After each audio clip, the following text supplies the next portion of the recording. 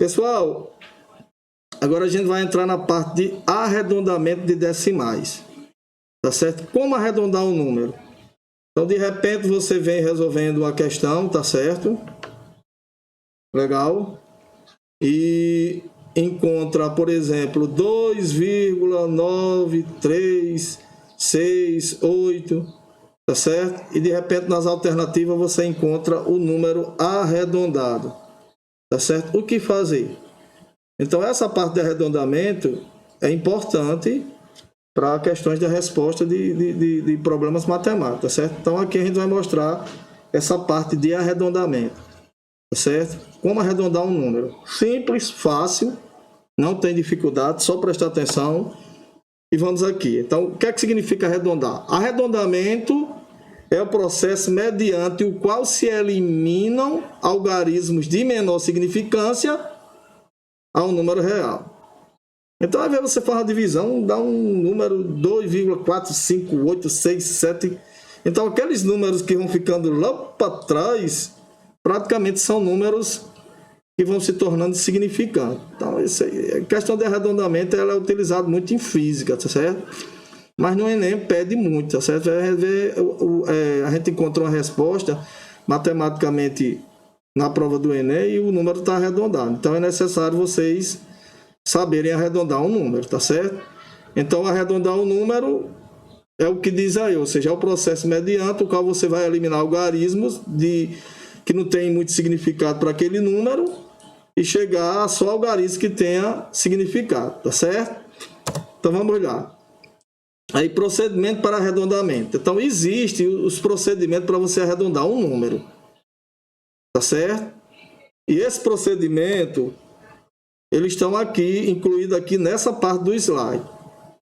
E tudo vai se basear na questão do número 5.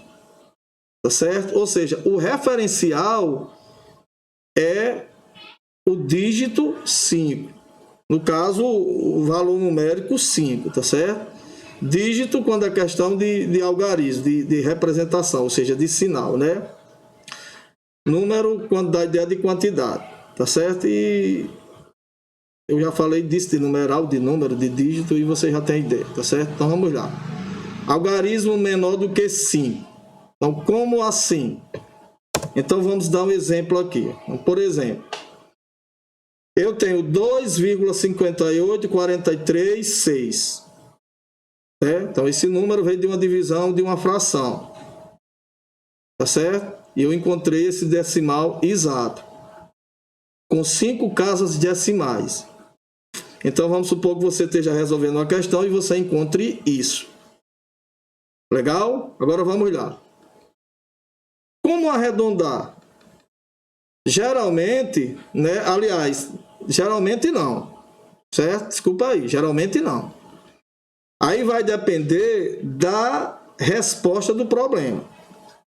Então, por exemplo, supõe que você encontrou essa resposta e lá nas alternativas tem apenas 2 números depois da vírgula. O que foi que aconteceu? O número foi arredondado com 2 casas decimais. Aí aqui eu citei como exemplo, ó, arredondamento para 2 casas decimais. Se eu pedir para você arredondar com 3, você vai deixar com 3. Se for com 4, você vai deixar com 4, com 5 e assim vai. Se for pedido para você arredondar só com uma casa decimal, você arredonda só com uma casa decimal. Se for pedido para você arredondar com 0 na casa decimal, aí você arredonda com 0 na casa decimal. E assim vai. Vai depender do que se pede. Então, nesses exemplos que foram dados aqui, os números foram arredondados somente para 2 casas decimais. Tá certo? Mas poderia ser para 1, legal, para 3 e assim vai. Depende do que se pede. Então, vamos lá. Então, eu quero arredondar deixando 2 casas decimais. Tá certo? Então, veja que tem 2,5 e 8. Então, essas 2 casas decimais, legal, eu tenho que deixar. Então, veja aqui, ó, depois das 2 casas decimais tem um 4.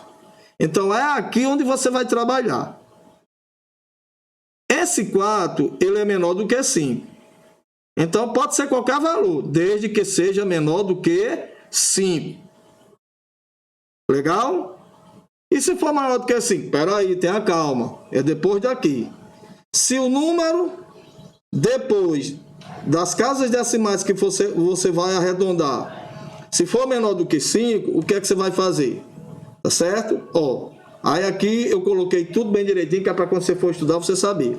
4 é menor do que 5. Então, o que é que eu faço? Desprezo os demais números, inclusive o referencial, eu desprezo eles e mantenho os dois que estão antes dele. Então, o número está arredondado. Legal? Então, 2,58436 arredondado vai ficar 2,58.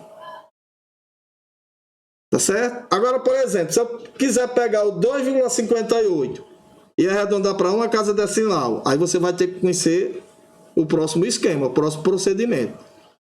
Por enquanto, é isso aí. Então, se o número que está depois das casas decimais que você quer manter, se ele for menor do que 5, você despreza tudo, inclusive o número que você está tomando como referência, e mantém os 2,58. Ou mantém os valores que você está arredondando, tá certo? Então vamos lá. Então 2,58.